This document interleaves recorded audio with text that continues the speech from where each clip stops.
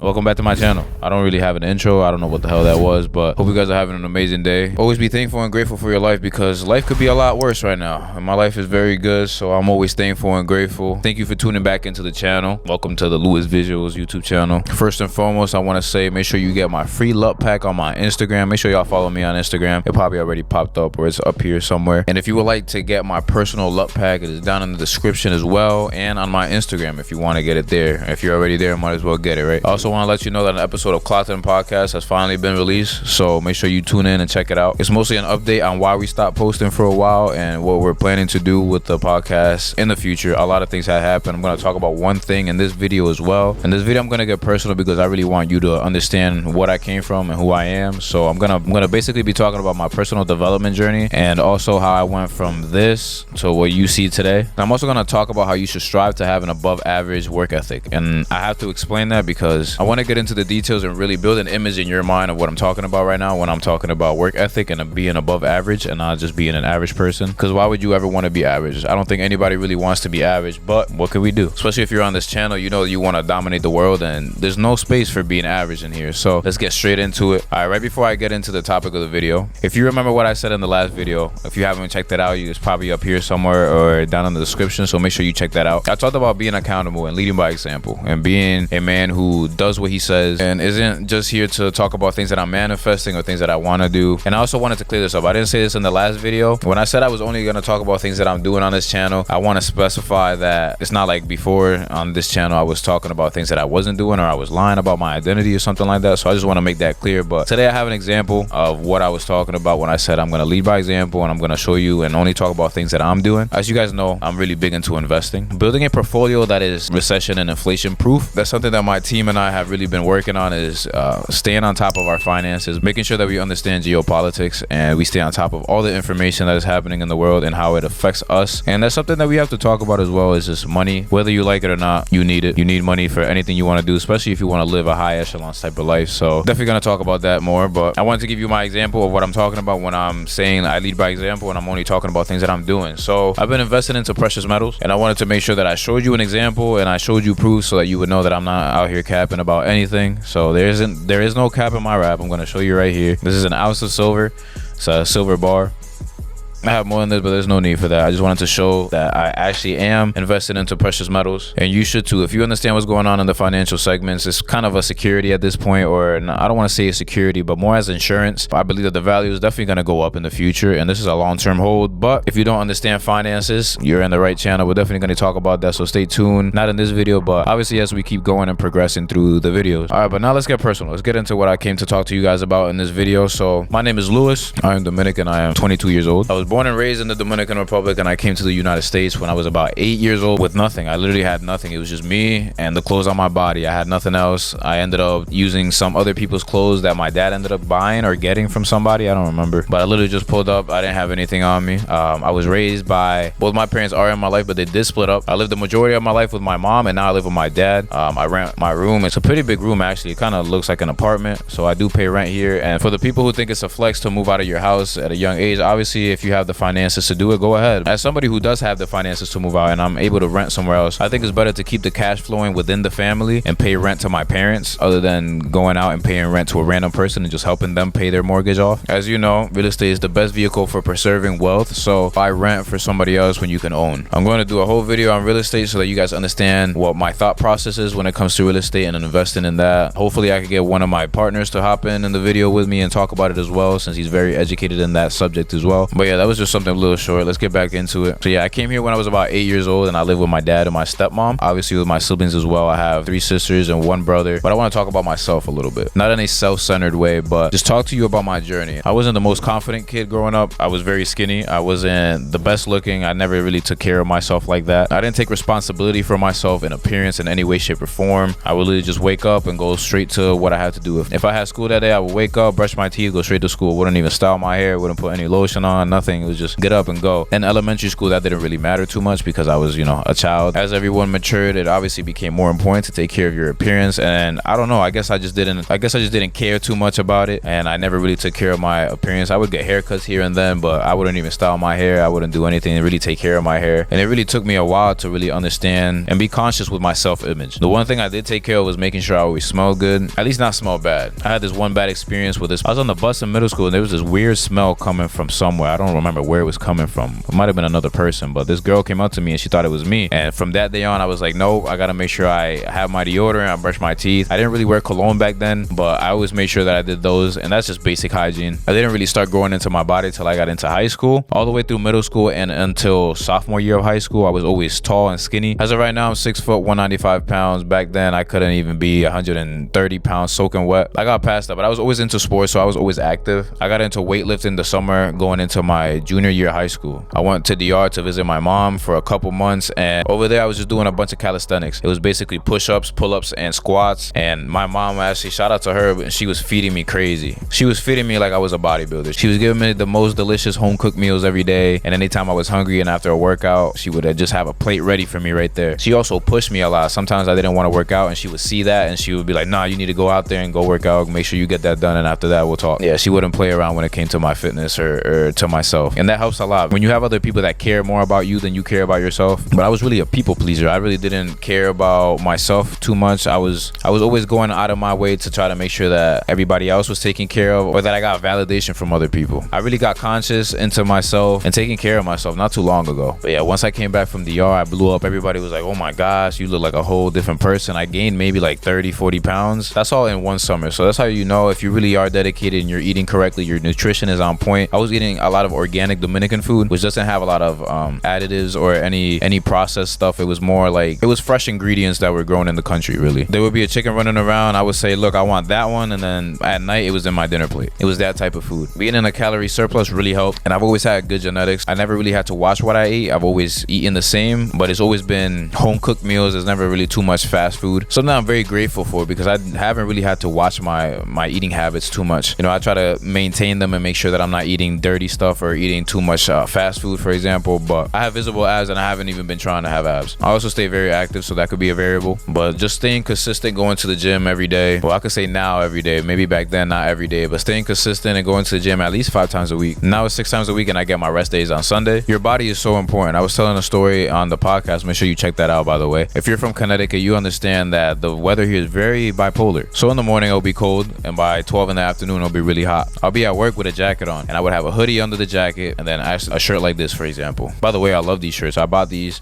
at Walmart. Not sponsored or anything like that, but they fit perfect. We're gonna talk about appearance a little bit further in the video, but it'll be cold in the morning, hot in the afternoon. So by the afternoon, when I take everything off and I'm just in my t-shirt and walking around, and I will step into a room and I would just feel the energy shift in the room. Everybody's heads would just turn straight to me. They'll be looking at my arms, at my veins. That becomes a topic of conversation where people are coming up to me saying jokes, oh, sun's out, guns out. And you know, I laugh it off, but it goes to show the amount of respect that you get just for having a fit body. Your fitness and health is most important. I'm not saying you have to be sub 5% body fat, but in good shape, because the average person is not in good shape. And I want you to strive to be above average. It's kind of crazy to even think about, because I am really the only person who has a fit body at my job. Everybody else is older and overweight, or not even overweight. They just don't even go to the gym, so they have no definition to their body. So I guess I could see why that would spike interest when they seen me in good shape. But yeah, it's kind of weird when you're the only person in a whole building who's in shape, and that just sets you apart from everybody. People respect you. People ask you a lot of questions about your fitness and what you're doing. A lot of people be like, oh, so it's true that you work out? So I would understand why there would be such curiosity when I stepped in the room, or a spark of interest right away. People would really just come up to me and ask me questions about my fitness. It breaks the ice in many conversations. I could definitely say that. I don't want to talk about fitness too much. All I want to say is just stay consistent. Make sure you're taking care of your body. Stay fit. Go to the gym. Go for a walk. Play basketball. Play any sport. It's really not that difficult to be above average when it comes to having a body that you're proud of. If you don't look in the mirror and you like what you see, you're not going to be very confident. You're not going to be able to take what you want and really be assertive in this world. And who really wants to listen to a fat slob? Let's be honest here. No one wants to take advice from somebody who doesn't even respect themselves. Somebody who doesn't really love themselves enough to at least go do some type of activity to make sure that you stay healthy and lean. Like I said, ripped, rich, and rare. Shout out to Wes Watson once again. You want to make sure that you become the man that you will listen to. So why would I listen to somebody who's not in the best shape of their life, or at least trying to get to the best shape of their life? Because if you're showing effort, that says a lot. I want to be the man that I would listen to. I want to be the man that I respect, so I strive to be in the best shape that I can be no matter what. In high school, I was dressed very well. I always had style, or my own style, and I could say it really started in high school, because in middle school and elementary school, I would wear anything to school. I didn't really care at all. But that's very important. Taking care of your skin, taking care of your hair, your nails, making sure you have lotion on you. Your appearance is very important, because that's the first thing that everybody sees, especially females, and they are very picky when it comes to the details. And like they say, the devil is in the details. So make sure that you're at least getting a haircut 2 times a month. My routine is get a haircut every 2 weeks. I feel like getting a haircut every week is just a waste of money. Getting a haircut every 2 weeks works for me perfect, and that's just maintenance. Making sure you have a skincare routine, and that's something that I started doing very recently. I didn't have a skin routine before maybe 3 to 4 months ago. If you have a girl in your life, or siblings or sisters, they can help a lot with that. They have a lot of information and knowledge when it comes to skincare routines and stuff like that. I got a lot of my products from my sister and from girls that I'm talking to. But you want to make sure that you're dressing well, especially if you go to the gym. You want to make sure that your clothes fits you well. You don't want to be extra tight or too baggy, even though in streetwear it's very good to have a baggy fit. But if it fits your dimensions and you know how to dress well, you can make it work. It could definitely work. But your appearance is very important. Something that I've been talking about with my group as well is stepping up to the next level when it comes to appearance and clothing. I want to really get into the menswear, start wearing suits and stuff like that, because I'm starting to mature more as a man, and I want to portray that. You can just imagine a very fit, dominant male walking into a room with a suit on. The necks start breaking, everybody starts paying attention. It's kind of the same example I gave when it came to my body and my work example a little earlier. If you're crossing off all these things when it comes to looks, you have a fit body, you're taking care of your finances, you have style, now you add your personality on top of that. That's what personal development is really about, just become the best version of yourself. And that's something that I'm striving for. It's something that recently is giving me a weird feeling, because I'm so obsessed and in love with the person that I am becoming and the person I want to become, that sometimes I'm not satisfied with who I am right now, even though I'm way above average in many human endeavors. Already at such a young age of 22, you become the catch. You become the irresistible man. You become the man that all the girls are chasing, especially if you're on your purpose. You become the best option because you're taking care of business. You're taking care of your hair, like I said. You're taking care of your style. You're taking care of everything. You're becoming the catch. And this is probably the most important topic before I get to the above average work ethic: finances. If you're not financially literate, you are lost in this world. The language of the elites is finances. To be more specific, banking and law. As a man, you have no value. You have to create your own value from the bottom. And a hard truth that comes with that is finances. You have to make sure that you're taking care of your finances and that you're very smart when it comes to these things. You don't want to be putting yourself in situations that are gonna inhibit your ability to move forward in life. So make sure you're getting financially literate. Make sure you know how to read a financial statement. Make sure you have a plan with your finances. Make sure you have a financial overview every month or every 2 weeks, every week, where you're keeping up with your finances. Make sure you know how much money you're spending, how much money you have coming in, what bills you have to pay. Make sure you stay on top of that, because that is something that you really don't want to have on top of you, especially at a young age, because that will definitely add up. Make sure you're investing early and that you have a good portfolio that will last you forever. You have to actually do the work yourself. No one's gonna help you. Nobody's gonna push you, because the only person who cares as much as you do is you. And with that being said, success definitely teaches isolation, because not everybody can get to the top with you. And something that I've really came across as I'm maturing more and I'm getting more financially stable is that success is a process of removing things. A lot of people think that being successful is a process of adding a lot of things to your life, which in a sense it could be. You also have to pay attention to the things that you have in your life that are holding you back. So removing a lot of negative things out of your life is very important. And I'm talking about vices, people, anything really that's not helping you elevate in life, because the whole point of being a human and living this human experience is to elevate and becoming the best person that you can. No matter how you want me to put this, money does buy happiness. Trust me, it definitely does. When you're able to take care of your family, take care of your mom's mortgage, take care of your dad's mortgage, buy them houses, buy them cars, buy yourself a car, take care of your wife, your girlfriend, your kids if you have kids, you definitely will be happy. I don't think the money itself makes it happy, but the things you can do with the money definitely will make you happy. Just imagine you get home one day and you just drop a bag in front of your mom or dad. That would definitely make you happy. The sad thing about it is that money is very important. There's no way around it. Everything you do in this life requires money. Even breathing at this point, I feel like requires money. You take a breath and you lost $10, but as a man, you have to make sure that your finances are on point. And that's something that I am very proud of myself. I've been on top of that for a while now. I'm making sure that my investment portfolio is going to be something that I could pass on to generations. Definitely going to pass it down to my kids. As soon as I have a child, I'm definitely going to open a custodial account and I'm going to start investing in stocks, crypto, precious metals. Obviously, the real estate that I have will be passed down to them. Bonds, T-bills, notes. If you don't know what those terms are, make sure you definitely do your own research and figure it out, because these terms are very important. I'm giving you the terms. You do the work. This also ties into it, but the more rare you become, the more difficult it's going to be to find people who really align with you and your goals. So it's okay to be alone. You don't have to worry about being alone, because the right people will always fall into your life. But if you do have some people who fall into your life that are wrong for you and you are conscious of it, make sure that you remove them. Make sure that you remove any vices, anything that really triggers you to get back to your old ways. is, because the only person who's really in control and really cares is yourself. And it's very difficult to find people who really understand you. I don't really have conversations with people about the things that really matter in life, because most people are bots and they don't really understand my mindset. So I really only talk to the same 3 people who understand me and who also show interest in the topics that I'm talking about. Most of the times when I'm talking about financial stuff or my thought process, a lot of people, sometimes I feel like I'm the smartest person in the conversation or in the room when it comes to a lot of these things, and I'm talking about things that people who are way older than me should know a lot more than me. But I have conversations where I'm explaining things to them, and that's something that's a blessing, because it goes to show how far my team and I already are. It goes to show how much understanding and how much research we've already done. It gets really draining when I have to be explaining myself a lot and a lot of the terms that I know. And I don't mean to sound cocky, but sometimes it just feels like I'm the smartest person in the room, and that's something that's not very important. If you're the smartest person in your group, you need to find another group. There's no reason why a 22-year-old has more information about geopolitics or knows more about finances than you do, and you're 47, 40,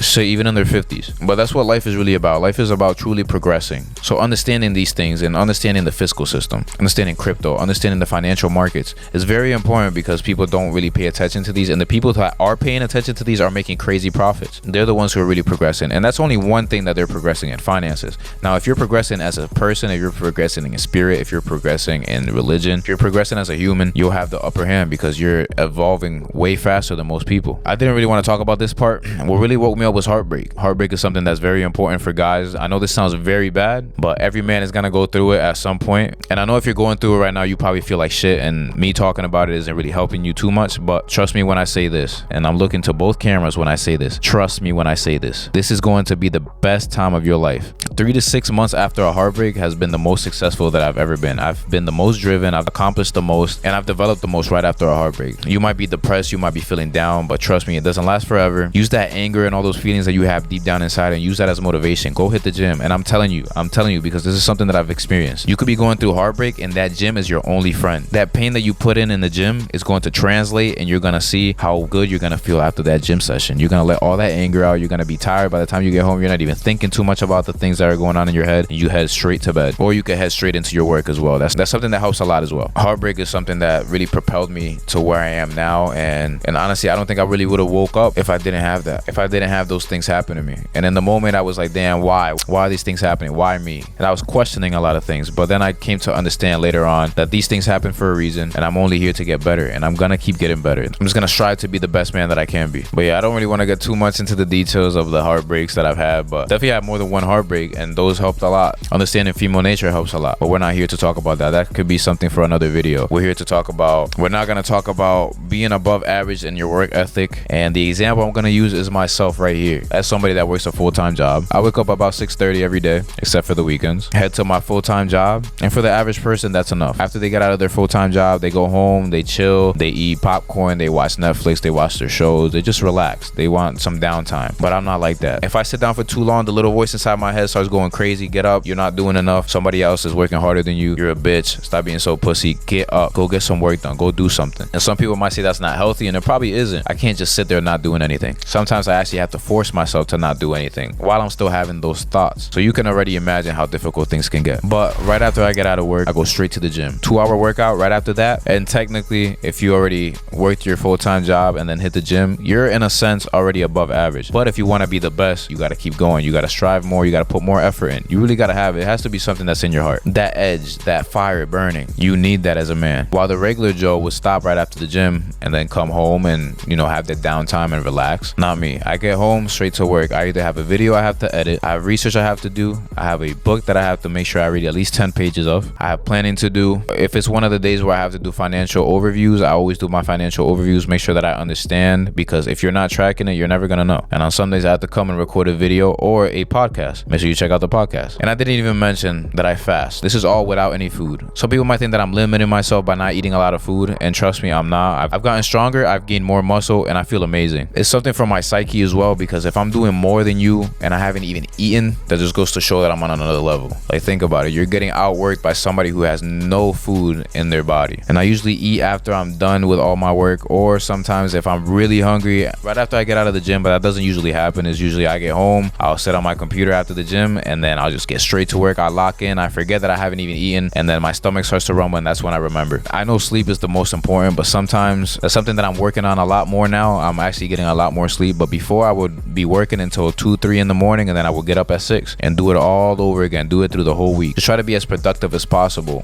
to the point where I would sacrifice my sleep. And I'm starting to understand, you know, that it's not the best thing to do, but sometimes it's like I have to choose. Do I want to be the best optimal person and get some sleep, or do I want to be the most productive person and keep working while everybody else is sleeping? That's something that I'm balancing right now, but I'm definitely gonna figure it out. I'm getting a lot more sleep and I'm still being productive. Yeah, but I hope this video gave you some motivation. I hope this lit a fire under your ass. I'm gonna talk about more what I'm doing, like I said in the previous video and earlier in this video as well, but I want you to strive to do a lot more than the regular person does, than the average person does, because you can't expect above average results if you're not doing above average things, and your work ethic has to show. And obviously you need consistency as well. That's not something that we could just rule out, but if you're constantly outworking everybody else, you're definitely going to be a lot further in life than they are. And you want to make sure you do this intelligently. You want to make sure that everything that you're doing, you're processing, you're thinking. Be a thinker, become a thinker. That's something that has to be developed. That is a skill. A lot of people don't know how to think. A lot of people don't know how to sit down and just have 20 minutes of just silence and just strategizing in their head, becoming more militant with movements. I'm going to say one final thing. Strive to be the best version that you can, because as a man, that is your only option. You really have no other option. Nobody really cares about you. Nobody is going to do the work for you. You're the only person who can save yourself. Put in the work, come up with a plan, and make sure that you strive to stay on top of it. Make sure you're accountable. Make sure you're a man of your word, and that you're putting in the work every day in and day out. Make sure you do your push-ups and that you're eating right. And like I said earlier, make sure you check out my LUT pack in the description. Follow me on Instagram, subscribe, get my free LUT on Instagram as well, and I'll catch you in the next video.